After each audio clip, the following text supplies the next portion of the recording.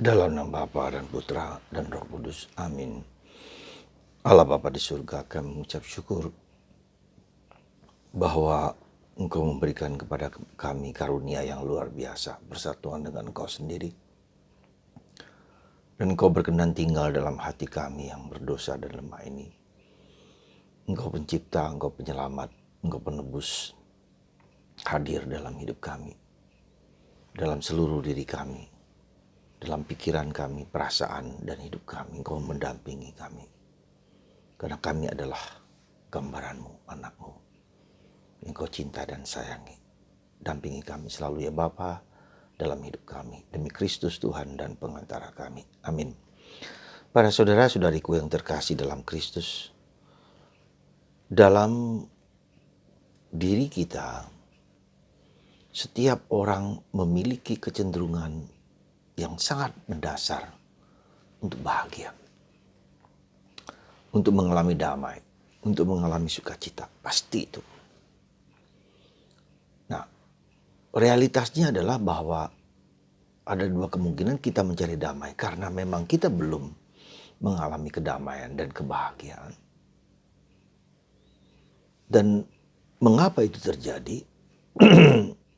Ada banyak sebab, mungkin karena dosa, mungkin karena cara pikir kita, ya, mungkin karena luka batin kita. Karena luka batin itu membuat kita memiliki yang disebut dengan distorted thought. Pikiran kita kacau, yang negatif bisa menguasai hidup kita. Bisa menjadi negatif thinking yang berasal dari negatif feeling. Ketika kita mengalami perasaan negatif terhadap diri kita sendiri, membuat pikiran kita juga menjadi negatif pada orang lain, pada siapapun, kepada orang di sekitar kita. Maka yang salah satu penting dari diri kita adalah coba kita lihat software batin kita ini ya. Ya, kalau batin kita penuh dosa, penuh kekurangan, penuh kecemasan, ini ada batu, ada duri, ada apa, ini membuat software ini yang demikian, hidup batin ini membuat yang hardware, sisi luarnya juga berantakan dan kita tidak bahagia. Nah, dalam Injil hari ini Yesus memberikan suatu panduan, suatu pegangan. Kalau kamu ingin bahagia, berbahagialah, ya, maka harus berlandaskan kepada Tuhan. Jangan di luar Tuhan. Kebahagiaan itu bukan hanya soal emosi, tetapi suatu kondisi, suatu kesadaran bahwa kita itu berlandaskan ya kepada Tuhan. Dasar hidupku, ketergantunganku itu kepada Tuhan, bukan kepada diriku sendiri, bukan kepada materi, bukan kepada uang, bukan kepada harta. Karena semua itu tidak akan menjawab imago Dei kita tuh, gambaran diri kita yang berasal dari Tuhan. Karena kita diciptakan oleh Tuhan, maka saya harus bersandarkan hidupku hanya kepada Tuhan. Nah, itu yang dikatakan berbahagialah. Kalau kamu berbahagia maka bersandar pada Tuhan. Berbahagialah kamu yang miskin. Artinya apa? Orang miskin itu adalah orang yang tidak menyandarkan dirinya kepada apapun. Bahkan dirinya sendiri pun tidak. Nothingness, ya, ketiadaan, ya, kosongan. Ya. Nah, bersandar kepada Tuhan.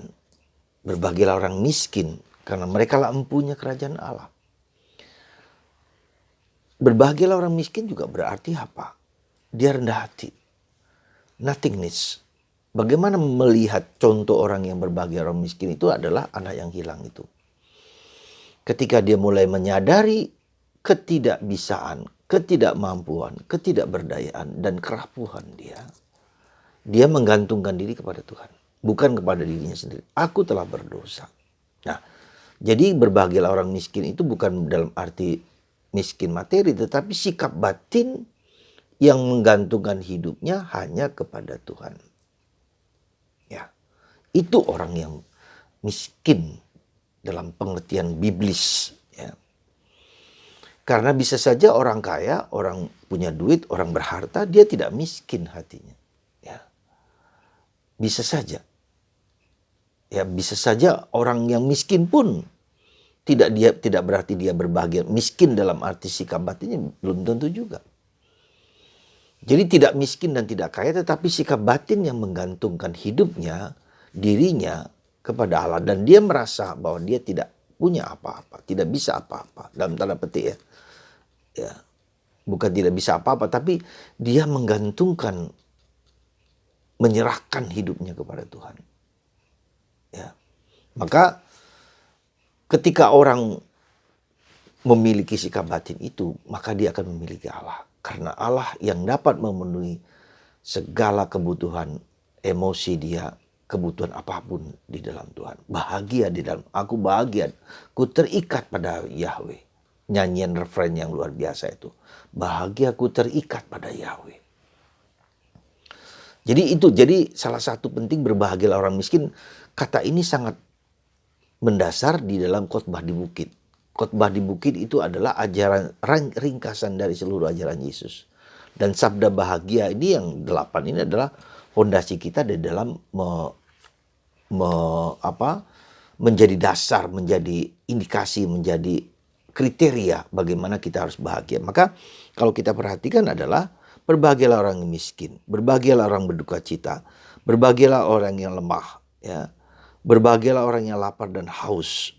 Ya, jadi kondisi-kondisi di mana dia diperlakukan atau kita semua merasa tidak bisa dan tidak mampu, tidak berdaya, tetapi menggantungkan hidupnya kepada Tuhan, mencari Tuhan.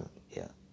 Sumber dari kebahagiaannya ada pada Tuhan, bukan pada diri sendiri. Lalu yang lebih positif lagi, berbahagialah orang suci hatinya. Ya. Berbahagialah orang yang damai, berbahagialah orang yang dianiaya.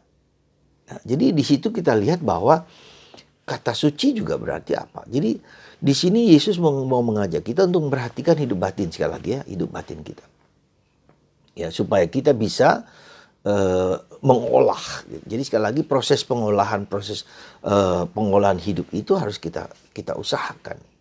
Nah, tadi saya katakan bahwa kita mau bahagia dalam tanda petik karena kita kurang bahagia. Ada sesuatu yang kurang yang mau saya cari. Ada suatu keterlukaan di situ di mana saya tidak mendapatkan pemenuhannya dengan kenyataan hidup sehari-hari, dengan kekayaan, dengan apapun juga bahkan. Maka di dalam Mada Rohani Yohanes Salib, aku terluka, aku mencari Engkau Tuhan. Di mana Engkau bersembunyi? Ya. Ketika orang itu miskin, dia merasa terluka. Ada kerinduan hatinya, ada kerinduan untuk mencari pemenuhan dirinya. Ya. Ada sesuatu yang kosong yang dia cari, gitu ya. Dan tidak dapat dipenuhi. Aku rindu mencari Engkau. Di mana Engkau? Aku mencari Engkau di ladang, di mana? Katakan pada orang lain. Kutanyakan pada rumput, kutanyakan pada bunga, tidak diketemukan. Kutanyakan kepada penjaga pintu gerbang. Nah, jadi sebetulnya kemiskinan itu adalah kerinduan mendalam bahwa hidupku itu ada sesuatu yang kosong dan aku ingin Tuhan sendiri memenuhinya. Maka terjadi suatu proses perjuangan terus-menerus pencarian kepada Tuhan. Maka kalau hidup kita tidak ada kerinduan kepada Tuhan, itu menjadi stagnan, menjadi mandek. Ya. Bagaimana cara kita mencari Tuhan? Yaitu bergaul dengan Tuhan, membaca kitab suci, merenungkan, berdoa. Ya, juga termasuk di situ mati raga karena ada soal kemiskinan. Jadi kita tidak memenuhi segala isi batin kita dengan sesuatu yang bukan Allah, katakanlah begitu. Dan ini bukan suatu perjuangan yang panjang dan kuat. Itu yang bacaan Injil hari ini. Dan bacaan pertama itu bicara tentang sangat menarik tentang Elia, ya, bapak pendiri Karmel, dianggap sebagai bapak pendiri Karmel. Elia diutus Tuhan, kamu pergi ke raja Ahab, ya. Jadi tiba-tiba orang kampung ini dari kota Tisbe disuruh untuk pergi kepada raja, bayangkan. Dan dia mengatakan kepada raja, 3,5 tahun akan ada musim kering, ya. Kecuali ku katakan akan ada hujan. Luar biasa orang ini berani-beraninya ngomong kepada raja. Ya, jadi suatu ancaman. Kenapa Elia diutus? Karena Raja Ahab telah menduakan Yahweh. Istrinya Yezebel adalah anak dari Imam Baal. Sehingga terjadi sinkritisme, sehingga terjadi antara Yahweh dengan Baal. Istrinya ini mendirikan tempat-tempat persembahan, ya, dengan mendirikan nabi-nabi palsu, nabi Baal. Dan itu yang menghancurkan iman Israel. Dan itulah yang menyebabkan bangsa Israel kacau balau. Maka Tuhan mengirim Elia untuk menyatakan itu. Akan ada celaka karena kamu telah menduakan Tuhan. Nah, demikian juga tadi kita lihat dalam arti menduakan Tuhan itu apa? Kita berbahagialah orang miskin ini karena kita seringkali tidak menyandarkan diri kepada Tuhan, tapi kepada yang bukan Tuhan. Apa saja Anda bisa pilih. Baal-baal kita itu banyak. Kalau kita mau gabungkan, Baal kita itu pada menggantungkan diri kepada apa saja, bahkan kepada diri sendiri, ya, kepada orang lain, kepada siapa, kepada benda, kepada apa, dan kepada kekuasaan dan seterusnya. Berbahagialah orang miskin. Nah, Baal zaman sekarang itu seperti itu. Nah, kalau bersumber pada Baal, kita akan mengalami kekacauan, akan mengalami ketidakbahagiaan. Itu yang pertama. Lalu apa yang dilakukan Tuhan kepada Elia? Tuhan memerintahkan Elia untuk pergi ke Sungai Kerit. Di sana selama 3,5 tahun, dan Tuhan mengatakan kamu tinggal di sana, kamu bertapa, nanti aku akan kasih makan lewat burung gagak. Nah, bayangkan. Jadi dia tidak melakukan apa-apa dan meditasi, hanya duduk di sungai itu, ya, di Sungai Kerit itu menimba. Lalu dia dapat makan dari makanan burung gagak itu, kan aneh. Artinya apa? Dia menggantungkan ketika menggantungkan diri kepada Tuhan. Dia tidak menggantungkan diri kepada dirinya sendiri. Tuhan yang memprovide, memberikan, memeliharanya dengan makanan dari burung gagak itu. Ya, dan 3,5 tahun. Untuk apa? Supaya Elia yang akan diutus mendapat tugas yang berat itu harus mempersiapkan diri dulu dengan baik. Supaya dia akan menjadi seorang nabi besar, ya, di dalam perjanjian untuk mengingatkan bangsa Israel bertobat kepada Tuhan, memurnikan iman Israel yang telah dihancurkan atau diputarbalikkan oleh Ahab dan Yezebel. Jadi 3,5 tahun dia bertapa di sana. Nah, demikian juga saudara, orang-orang besar, sekali lagi, untuk tugas yang besar akan mendapatkan, harus bergaul akrab dengan Tuhan. Kalau kita ingin menjadi orang besar, orang yang mempunyai pengaruh,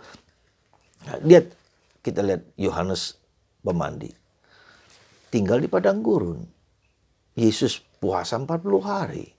Bahkan selama 30 tahun ia bersembunyi di Nazaret. Ya. Banyak contoh-contoh. Ya. Nah, tentu saja karena Tuhan mau memilih. Jadi perintah Tuhan untuk pergi ke sana. Jadi ketika orang dipanggil Tuhan untuk mendapat tugas yang berat, dia dibentuk dulu, dibina, dididik. Nah, kalau kita apa? Bisa seperti itu, tapi bisa juga Tuhan mendidik kita lewat penderitaan-penderitaan yang kita alami. Apa saja? Ketika penderitaan itu begitu besar, itu tanda indikasi bahwa Tuhan mau memakai kita untuk suatu tujuan yang sangat mulia. Maka terimalah penderitaan itu, terimalah kesusahan itu. Apa saja. Mungkin mungkin ada relasi suami istri yang gak bagus, ya, atau istri yang selingkuh, atau suami yang selingkuh, atau anak yang kacau balau segala macam, atau peristiwa keluarga yang seperti apa. Itu adalah suatu undangan dari Tuhan supaya kita dibentuk oleh peristiwa itu menjadi pribadi yang kokoh, yang kuat, yang bersandar kepada Tuhan. Maka saudaraku yang terkasih dalam Kristus, mari pasti kita dibentuk oleh Tuhan. Pasti, ya. Cara Tuhan itu yang seringkali tidak kita mengerti dan tidak menyenangkan bagi kita, ya. Tapi itulah supaya kita dibentuk, dibina, diolah, digodok, jatuh bangun, sakit, menderita, disalib, diapakan dan seterusnya. Untuk supaya kita mengalami semua itu sehingga kita dapat membantu orang lain yang mengalami yang serupa. Seperti juga Elia, ya, 3,5 tahun. Lalu nanti kita lihat bagaimana dia mengatakan, aku akan ada tidak akan ada hujan sebelum kukatakan. Wah, ini luar biasa orang tokoh ini. Saudaraku yang terkasih dalam Kristus, kita semua sekali lagi dipanggil kepada kebahagiaan. Dan kita dipanggil kepada kebahagiaan itu, maka kita harus berjuang. Ada banyak kekurangan, ada banyak kelemahan. Kalau kita mau bahagia berarti ada sesuatu yang membuat kita tidak bahagia. Kita olah itu semua, ya. Entah peristiwa, entah penderitaan, entah salib, apapun juga. Dan itu semua adalah cara Tuhan membentuk kita.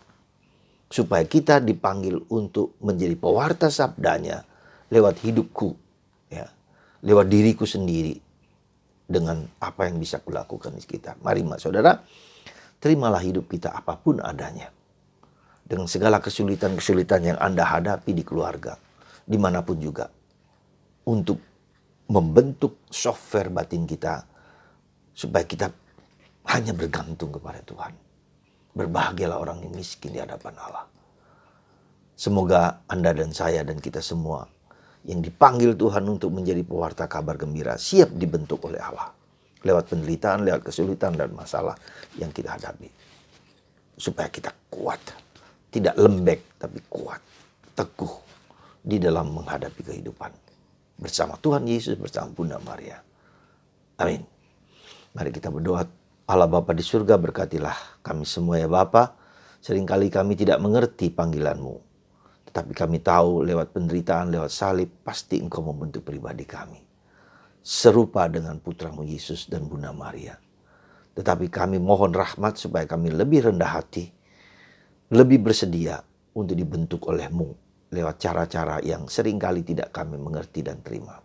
Terima kasih Tuhan, Engkau menyadarkan kami untuk bahagia meski dalam derita. Aku bahagia dalam derita. Semoga ini menguatkan kita dalam perjalanan hidup kita dibentuk oleh Tuhan. Tuhan memberkati Anda, dan bagi Anda yang sakit, disembuhkan oleh kuasa Allah yang Maha Tinggi. Lewat darah dan air yang memancar dari hati Yesus yang Maha Kudus. Berkat-Mu dalam nama Bapa dan Putra dan Roh